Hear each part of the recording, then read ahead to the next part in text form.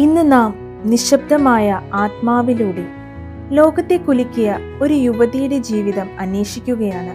വീട്ടിൽ നിന്ന് ഒരിക്കലും ദൂരേക്ക് യാത്ര ചെയ്തിട്ടില്ലാത്ത ഒരു കർമ്മലീത്ത സന്യാസിനി. ഇത് ലിസ്യുവിലെ മിസ്റ്റർ കൊച്ചുത്രേസ്യയുടെ കഥയാണ്. സ്നേഹത്തോടെ ചെറുപുഷ്പം എന്ന് വിളിക്കപ്പെട്ടവൾ 1873 ഫ്രാൻസിലെ അലൻസോണിൽ ആഴത്തിലുള്ള വിശ്വാസമുള്ള ഒരു കുടുംബത്തിൽ വിശുദ്ധരായ ലൂയി മാർട്ടിൻ, സെലീം മാർട്ടിൻ ദമ്പതികളുടെ മകളായി ജനിച്ചു. ബാല്യകാലം മുതൽ തന്നെ കൊച്ചുത്രേസ്യ അതീവ ആത്മീയതയിലേക്ക് ആകർഷിക്കപ്പെട്ടവളുമായിരുന്നു. 4-ാം വയസ്സിൽ അമ്മയെ സ്തനാർബുദം മൂലം നഷ്ടപ്പെട്ടു. ആ മുറിവ് അവളെ ദൈവത്തിലേക്ക് കൂടുതൽ ആഴത്തിൽ നയിച്ചു.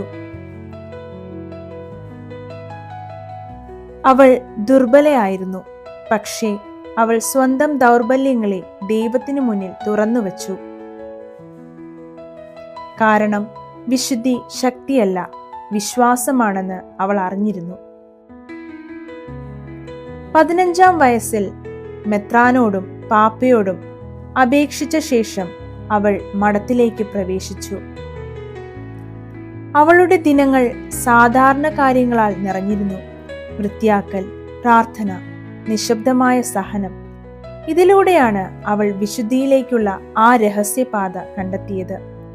അവൾ അതിനെ ചെറുവഴികൾ എന്ന് വിളിച്ചു. എന്താണ് ഈ ചെറുവഴി? എല്ലാവരും വലിയ കാര്യങ്ങൾ ചെയ്യാൻ വിളിക്കപ്പെട്ടവരല്ല. എന്നാൽ എല്ലാവർക്കും ചെറുതായ കാര്യങ്ങൾ വലിയ സ്നേഹത്തോടെ ചെയ്യാൻ കഴിയും എന്നതായിരുന്നു കൊച്ചുത്രേസ്യയുടെ വിശ്വാസം.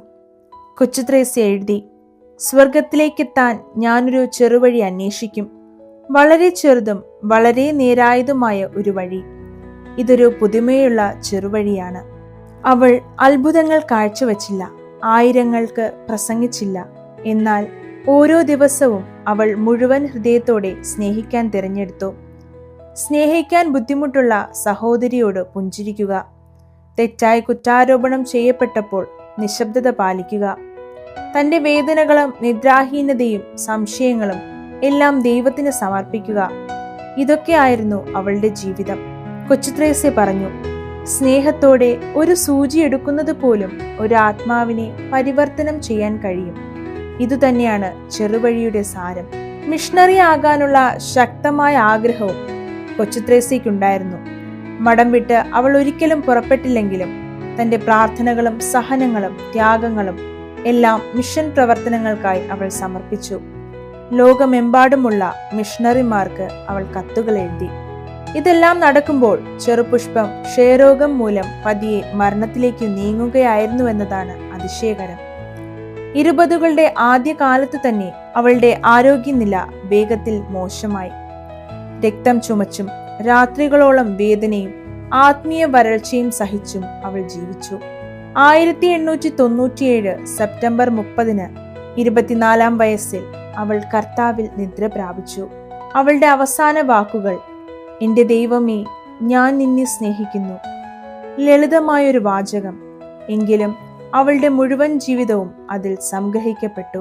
അവളുടെ മരണത്തിനു ശേഷം ഒരു ആത്മാവിന്റെ കഥ എന്ന ആത്മകഥ പ്രസിദ്ധീകരിച്ചു. ആത്മവിശ്വാസം, വിനയം, സ്നേഹം ഇവയെ ലോകമാകെ പ്രചരിപ്പിച്ച ഒരു ആത്മീയ ക്ലാസിക്കായി അത് മാറി. അത്ഭുതങ്ങൾ സംഭവിക്കാൻ തുടങ്ങി. അവളുടെ മധ്യസ്ഥതയിലൂടെ ആളുകൾ സൗഖ്യവും പരിവർത്തനവും സമാധാനവും അനുഭവിച്ചു. 1925 മരണത്തിന് വെറും 28 വർഷങ്ങൾക്കു ശേഷം കൊച്ചുത്രേസ്യ വിശുദ്ധയായി പ്രഖ്യാപിക്കപ്പെട്ടു.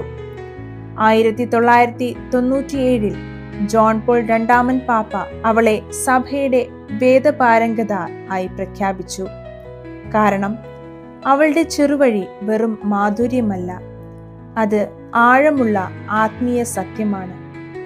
വിശുദ്ധി എല്ലാവർക്കും പ്രാപ്യമാണെന്ന് അത് കാണിച്ചു തരുന്നു. സ്നേഹിക്കുക മതി. ഇന്ന് ലിസ്യുവിലെ മിസ്റ്റർ കൊച്ചുത്രേസ്യ മിഷൻ പ്രവർത്തനങ്ങളുടെ മധ്യസ്ഥയാണ്. മിസ്റ്റർ കൊച്ചുത്രേസ്യ സാധാരണ മനുഷ്യരുടെ വിശുദ്ധിയുടെയും ദിനചര്യയിലെ സ്നേഹത്തിന്റെയും ആത്മീയ ബാല്യത്തിന്റെയും മാതൃകയാണ്.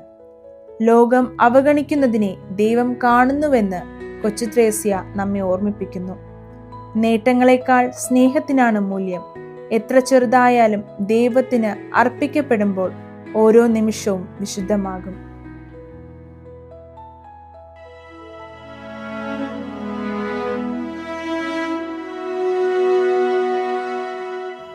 Saint Therese of Lisieux was born in France, January 2nd, 1873. At a very young age, she entered religious life at 15 years old, cloistered for less than 10 years, then dying at age 24. Here are my top 10 quotes of Saint Therese of Lisieux.